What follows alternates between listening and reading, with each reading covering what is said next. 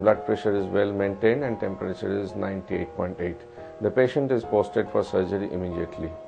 Now, the patient doesn't have a history of hospitalization or procedures. There is no history of antibiotic intake in last 90 days. The patient has been healthy and there are no comorbid conditions. In these patients, we have to see three things. First, what is the provisional diagnosis? Second, what are the pathogens we are suspecting and what type of patient is this? In this patient, what we do is to risk stratify this patient for empiric antibiotic recommendation. As you can see in this chart that there is a healthcare contact, a procedure, an antibiotic history, and of course the patient characteristics, and lastly the possible causative pathogen is to be seen. If we risk stratify this patient, so it is a case of community acquired complicated intra-abdominal infection. The intra-abdominal infections are usually mixed infections and most common pathogens are E. coli and anaerobes, B. fragilis. Empiric antibiotic best choices in these cases are ampicillin or metronidazole, or cefuroxime and metronidazole, or amikacin and metronidazole. You should avoid using broad spectrum antibiotics like piptaz, cefoperazone sulbactam, imipenem and meropenem. If the patient looks sick and monotherapy is preferred, otherwise ertapenem can also be a good choice. You should avoid third generation cephalosporins and fluoroquinolone as they promote ESBL resistance very fast. Aminoglycosides are generally not preferred as agents of choice in intra-abdominal infections according to latest IDSA guidelines. We come to the case 2 now. It's a 68-year-old male, diabetic, admitted in nursing home, diagnosis of pneumonia. Started on ceftriaxone and moxifloxacin. After 4 days of treatment, patient still has high-grade fever, cough and purulent sputum. Now he is shifted to this hospital. Approximately 5 weeks ago, he had an episode of confusion attributed to urinary tract infection.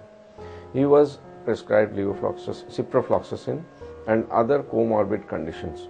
Patient has past history of CAD and cerebrovascular diseases.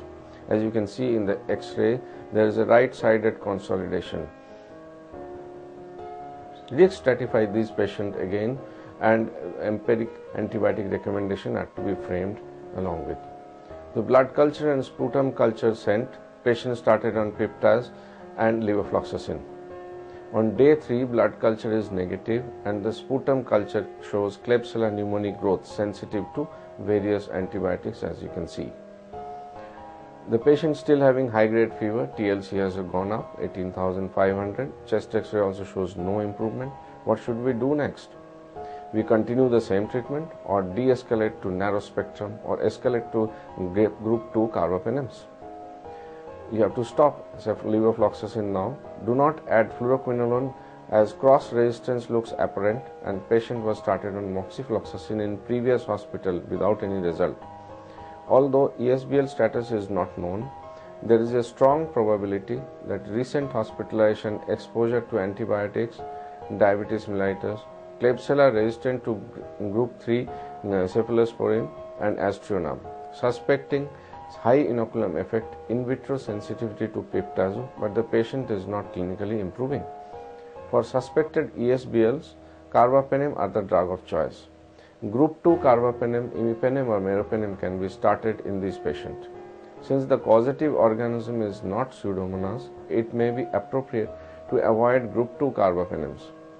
Other strategy could be to start monotherapy with ertapenem, adequately cover the ESBL producing Klebsiella.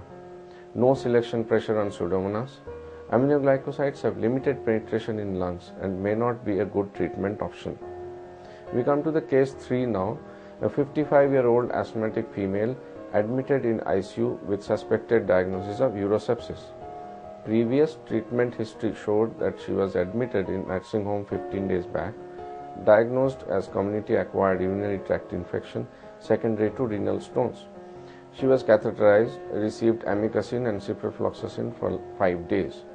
Urine culture shows no growth. Ultrasound shows bilateral inferior calyceal stones, no hydronephrosis and kidney size was normal. The clinical picture shows that there is a WBC count of 18,000, BP is of course low and urine shows lot of pus cells. What is our diagnosis? What are the pathogens we are suspecting, and how do we frame an antibiotic therapy empirically? Again, we do the risk stratification, and the most common pathogen for UTI is E. coli, the suspected ESBL producing E. coli and Klebsiella. What are the risk factors in these patients? History of hospitalization, minimum invasive procedure, history of antibiotic and other comorbid conditions.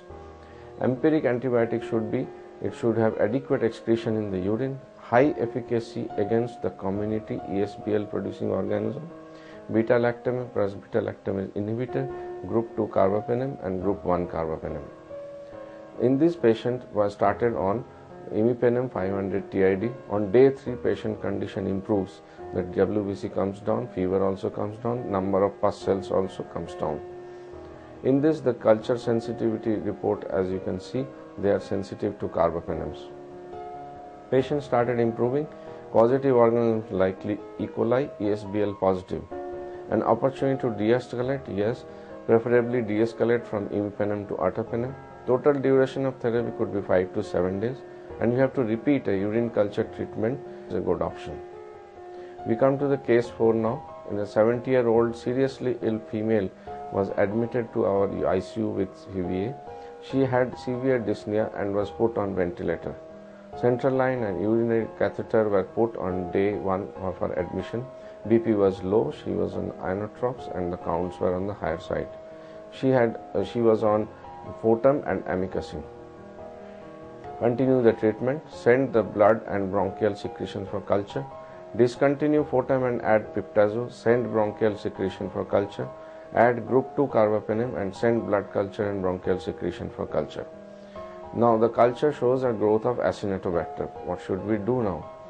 Discontinue the current therapy or continue the current treatment, or continue the current treatment and put the patient on colistin, ampicillin and imipenem.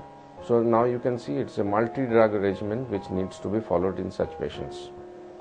We have to discontinue the current treatment and put the patient on colistin, ampicillin sulbactam and imipenem. So based on the previous culture reports, based on the various antibiotic protocols, now we would like you to follow certain commandments. Ceftriaxone and levofloxacin are not small antibiotics to be used for every patient. They cause maximum ecological damage. You have to learn to say no to vancomycin. Don't use vancomycin for sensitive staphylococcus and streptococcus. Avoid the bacteriostatic drugs, macrolides, linezolid, tigecycline in immunocompromised and septic patients.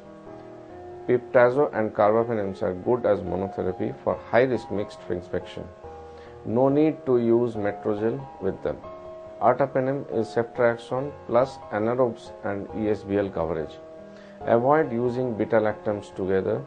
The VIPs don't need 5 to 6 antibiotics.